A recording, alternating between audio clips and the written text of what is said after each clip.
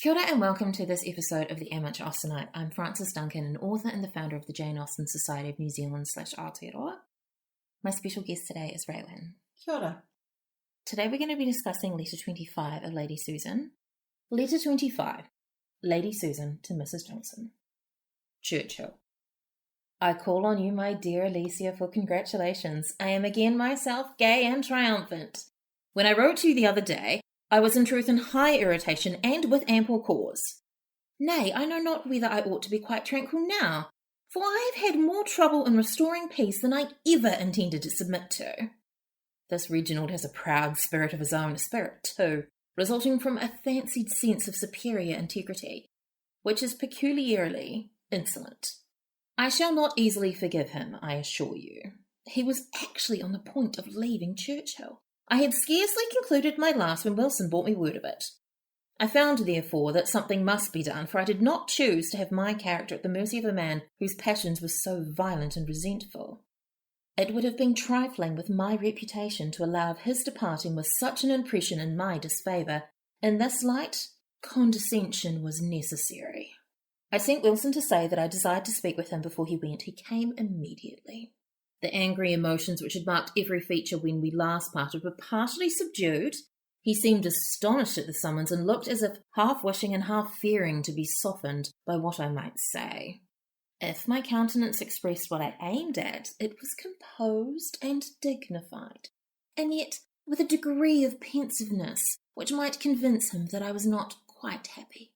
I beg your pardon, sir, for the liberty I have taken in sending to you, said I. But as I have just learnt your intention of leaving this place today, I feel it my duty to entreat that you will not on my account shorten your visit here even an hour.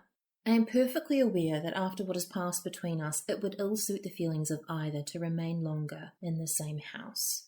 So very great, so total a change from the intimacy of friendship must render any future intercourse the severest punishment, and your resolution of quitting Churchill is undoubtedly in unison with our situation and with those lively feelings which I know you to possess. But at the same time, it is not for me to suffer such a sacrifice as it must be, to leave relations to whom you are so much attached and are so dear.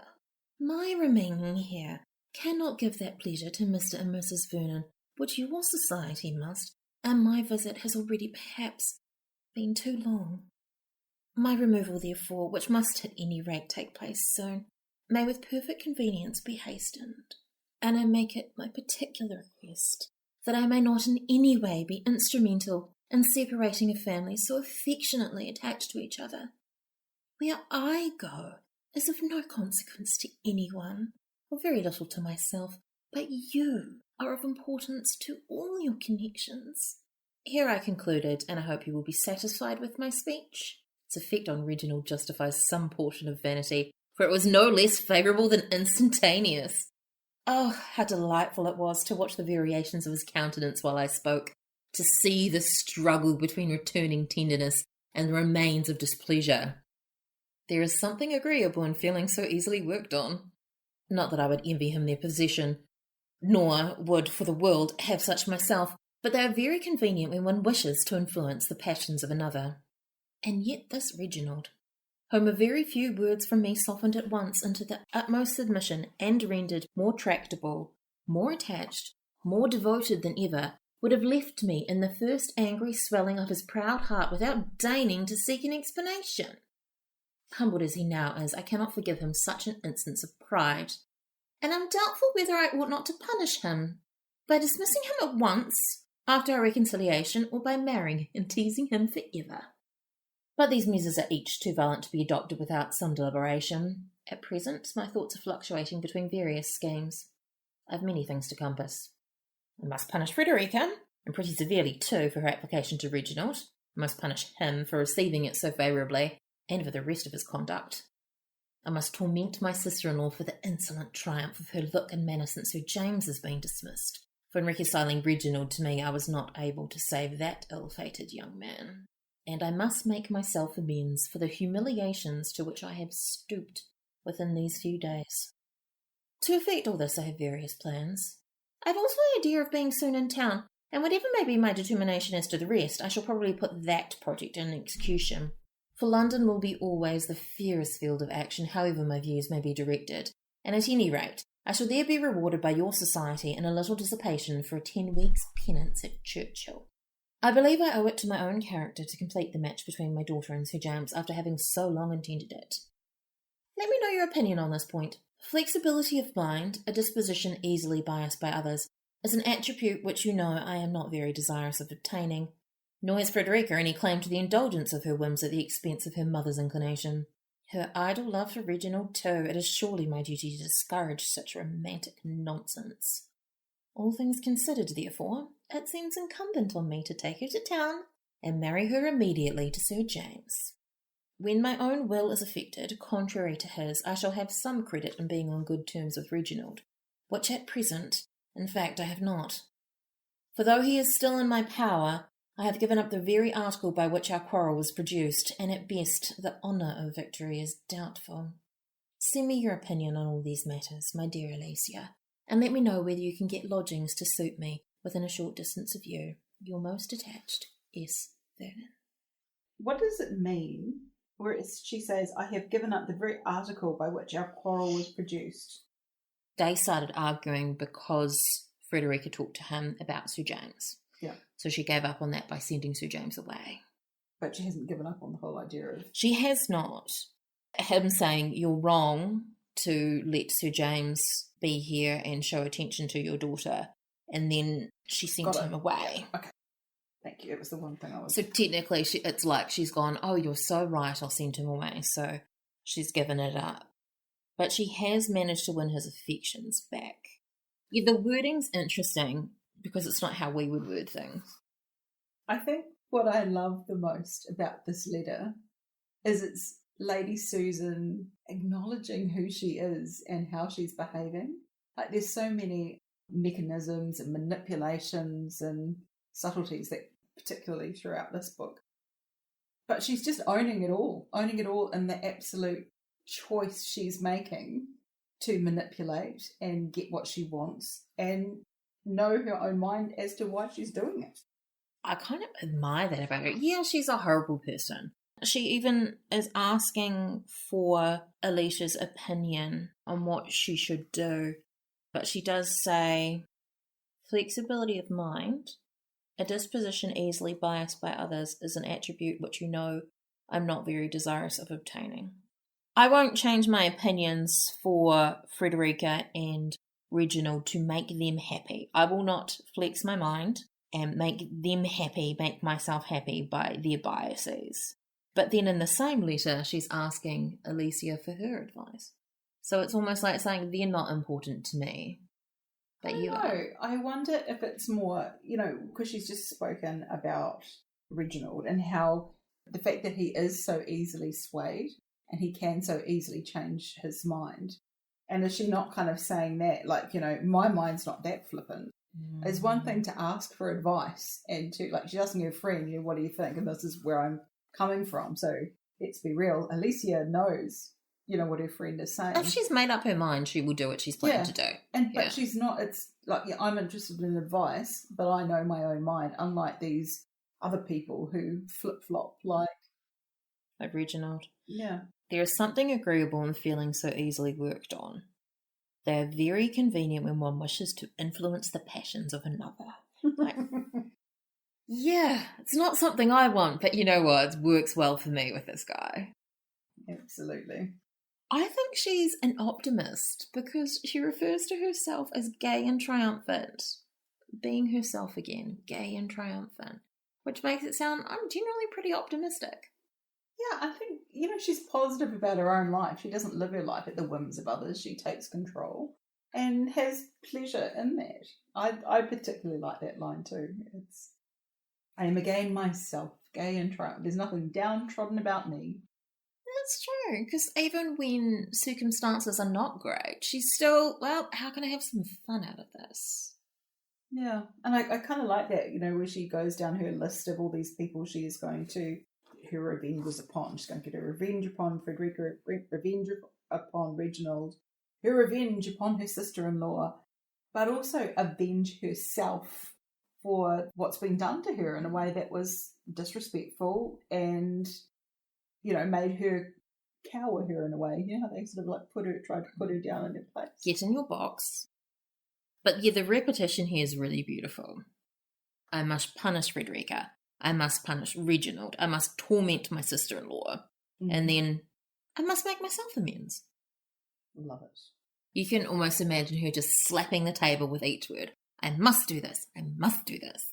It's a nice to-do list. Let's make some people miserable and myself happy. But I think she's also very aware, some people can float through life without knowing the consequences of things. And she was very aware of what would happen to her should Reginald have left without her intervening. So she's not one to sit back and hope things go well. She, sallied forth and worked her charms upon him. A huge paragraph of her talking every time she talks. There's just so many words.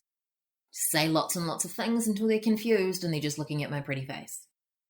Oh, but also, too, absolute flattery. Of course, you are so important, and how could I couldn't even let them go 1 hour without your amazing presence, unlike my little self. Poor little me, where I go is of no consequence. You are of importance. And I think there's something in me that kind of wants to rise up on my own back legs in umbrage against the fact that Reginald believes he is so important and so well loved, and she is such a pandering little insignificant woman that of course, he can be magnanimous and because he's been flattered. It makes me irritated because she uses something that's actually so vain and it plays to his own sense of importance. Yeah, it kind of tells you that she does look down on him a little bit. I think that she wants to dominate him in a way that as a woman she doesn't really have a chance to have even equal with men. She refers to his fancied sense of superior integrity. He thinks he's better than me. But yeah, as you were saying, it would be trifling with my reputation. Actually, such contempt around someone who's so weak-willed to be manipulated like this. But the fact that, she really has no other choice. She's going to deal with it the best way she can. And the fact that she was able to turn him round so quickly, which you can almost imagine, it's like, oh, yes, of course. She's not so clever as to have, thought it all through or to have been malicious. And even if she did make a mistake, this poor wretched little woman. And I love the way Frances is rolling her eyes right now, and it's exactly the whole feeling of it. And I think that's why I like her so much, is that she just goes there, she just says what it is, He is still in my power, and that's it. She's got that power over him. And yet this Reginald, with whom a very few words from me, softened at once into the utmost submission, and rendered more tractable, more attached, more devoted. That real switch from anger, that real righteous indignation that he had to see she's no threat. She knows the order of things. I will keep my most important presence here to benefit my family and my loved ones. Sir James and Frederica is going to happen. She owes it to herself. And part of that is in punishment for Frederica for the romantic nonsense of falling in love with Reginald. I know. But do you think that she really loves Reginald herself? It was the object of her affection. Lady Susan? Lady Susan, because I know there's misdemeanoring, but like with Lady Susan, the whole business of them having such delightful company, that was her pleasure of hanging out with him. And she talks about marrying him to trifle, punish him. Well, she's talked about in the past that as much as she can love someone, and she's referred to Mannering that way. There are people, yes, who can love someone and still talk trash about them like she does about Reginald. Oh, I'm not necessarily saying love in the sense of true love, but for her, did she have enough attraction maybe to think that would be a possible dalliance by marrying and teasing him forever? I know she goes on to say that measures are much too violent. You need to think them through rather than making a rash decision. Or do you think she just completely finds him contemptuous? She does say that, once I've teased him into submission, he's like okay to hang out with. But is okay to hang out with enough to mean that she might love him? Yeah, no, I don't think she probably does. He's more effort than she likes to expend. How dare you not believe everything I say? I know. This is probably one of my most favourite letters because it does highlight Lady Susan. And this is the first time you and I have discussed a letter that is actually a Lady Susan letter. So I'm really thrilled to have been able to do this with you. I just like it because it's a little insight into how she observes the own mechanics of her mind. One of my favourite letters, so really nice to talk about it today. Good self-knowledge, yeah. Well, thank you. I wanted to do bookend to the hiatus because you and I did one before. I really wanted to do one after, especially with someone that I felt comfortable talking about what it was like. And having a break is good. And I'm still not entirely well, and that's just going to take time. Is that all you wanted to say about the hiatus? I have been burnt out for about 6 months, if not longer. I suspect that I'm in something called autistic burnout because I'm also suffering with sensory overload and have been unable to wash my own hair for months and have had to go and pay people to do that for me, which in some cases is nice. It's nice to get someone else to wash your own hair, but it's still actually a struggle for me to do it, but it is easier than doing it myself. So I've also been very tired, hard to focus. Yeah, all good, really good reasons to take a break. And I think Frances, having sort of been through this journey with you, and I think other people will probably be able to recognise that sometimes when things get really hard and we just push through it, doesn't give us enough space to actually really rest and recover and recuperate. So it's been really encouraging for me as a friend to watch you taking some time out for yourself and just thinking about what's really important now and to really prioritise your health and well-being.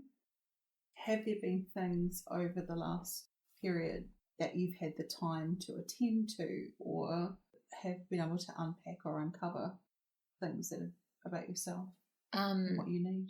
Well, I do regular therapy and that's continued to help. And one of the great things is my therapist said, no, we're still working through some in-depth stuff and working out stuff from your childhood and things like that. Despite the fact that I'm, was a bit in crisis, that I could still had the capacity to deal with background stuff as well. Yeah. Which is really good. But yeah, it has brought up a lot of fears and things because when you're run down, everything's that much harder. Yeah. I found a course online from a UK psychologist around autistic burnout, and that was helpful to help identify some things to make things a bit easier and maybe some of the things that contributed to me going into burnout. And so once you can identify some of the reasons, then you can go, cool, now how do I deal with that thing? Do I cut back on that or do I cancel it entirely? Noticing that I'd already started to do some of that stuff was really good as well. One of the things is I live quite close to neighbours, and that means that I get noise from them, which can be quite difficult. So I've done a little bit of contacting businesses about getting sound stuff in my house to cut some of it out. And so far I have not made progress, unfortunately. Some places haven't got back to me, and the one that did, when I explained what the situation was, they said, actually, we can't do anything to help with that. Our stuff is about keeping sound in. So if anyone knows anybody in the Wellington region of New Zealand, please contact me. But yeah, the other two major stressor issues I've got down to a good kind of dealt with. Were there things that you hadn't realised you could push pause on? Yes, like the coaching course that I've put on hold.